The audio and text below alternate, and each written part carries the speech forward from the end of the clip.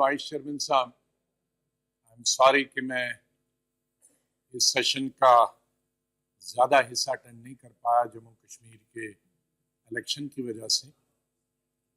लेकिन ये religious conversion का इशू अब सिर्फ पार्लियामेंट के अंदर नहीं बल्कि हिंदुस्तान के गांव-गांव में पहुंच गया है।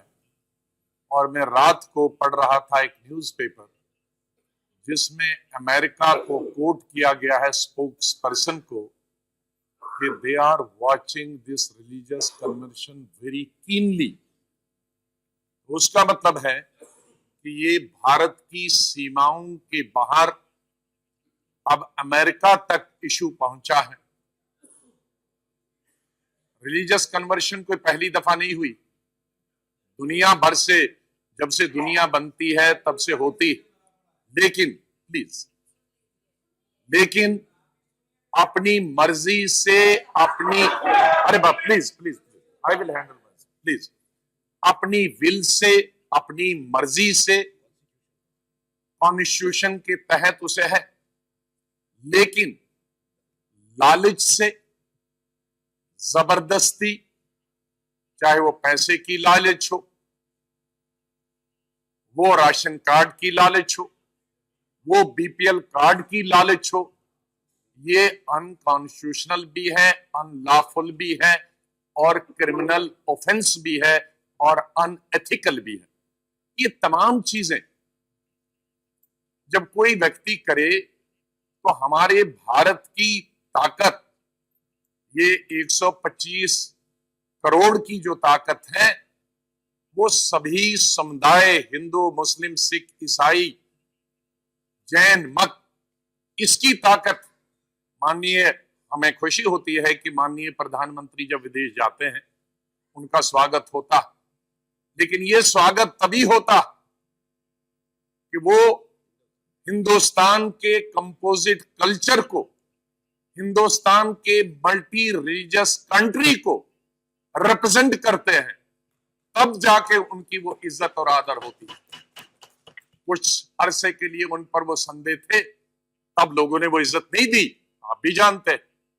लेकिन जब से उन्होंने ये एक्वायर किया कि मैं सभी समुदायों का, सभी धर्मों का हूं रिप्रेजेंटेटिव, तब उन्हीं देशों में जो 12-13 साल उनको आने नहीं देते थे, उन्होंने आज स्वागत किया। तो उसका मतलब है उनका स्वागत इसलिए हो रहा है कि वो पूरे भारत के हर एक रिलीजन को एक्सेप्टेबल है। आज अगर कोई फ्रिंज एलिमेंट्स ये धर्म परिवर्तन के लिए ल्योरमेंट करते हैं तो ये कानूनन जुर्म है, कानूनन जुर्म है। तो इसका कौन इस देश को कौन विश्वास दिलाएगा? माननीय गृह मंत्री का हम आदर करते हैं, माननीय लीडर ऑफ हाउस का हम आदर करते हैं, लेकिन माननीय प्रधानमंत्री जी ने, जहां मैंने उनकी तकरीबन 6 महीने के जब भाषण सुने थे, बड़े तरीके से उन्होंने अपने ही लिए वोट मांगा, उन्होंने पार्टी के लिए भी वोट नहीं मांगा। एक जगह उन्होंने नहीं कहा, उन्होंने कहा मुझे ताकत। अरे मैंने आपसे ज्यादा भाषण सुना।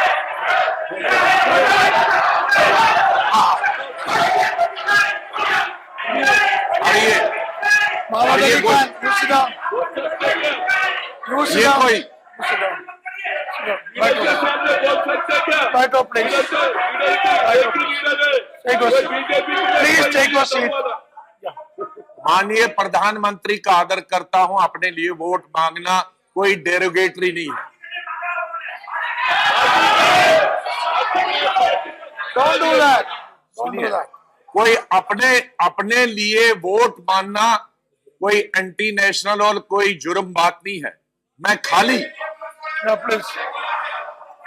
खाली ये बताना चाहता था, ये मैं आगे अगर शब्द आप सुनते तो आपको शायद संतुष्ट होते। मैं इसलिए कहता हूं कि उन्होंने ही दर्द दिया है, उन्हीं को ही दवा देना होगी, क्योंकि उन्होंने ही भारत की जनता को कहा है कि मैं आंसरेबल हूं,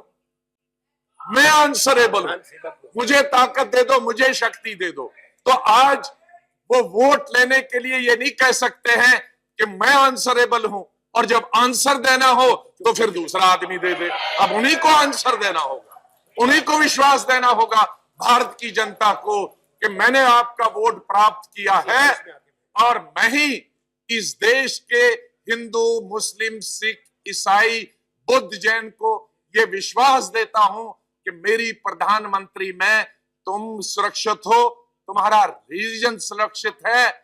और जब तक माननीय प्रधानमंत्री भारत की जनता को ये आश्वासन नहीं दिलाते हैं थ्रू सदन, और हम माननीय प्रधानमंत्री का आदर करते हैं, हम किसी कोचे और चौराहे पे खड़ा होकर टूल पर और मेज पर नहीं कह रहे हैं कि वो माफी मांगे या जवाब दें। हम ये चुना हुआ सदन, जो कॉन्स्टिट्यूशन, जो हिंदुस्तान की सबसे बड़ी कॉन्स्टिट्यूशन बनाने वाली बॉडी है, उसमें रिक्वेस्ट करते हैं। ये उनका घर है, ये प्रधानमंत्री का घर है। माननीय प्रधानमंत्री जी से मैं निवेदन करूंगा कि पंडित जवाहरलाल नेहरू से इस सदन की इज्जत करना, आदर करना सीखें।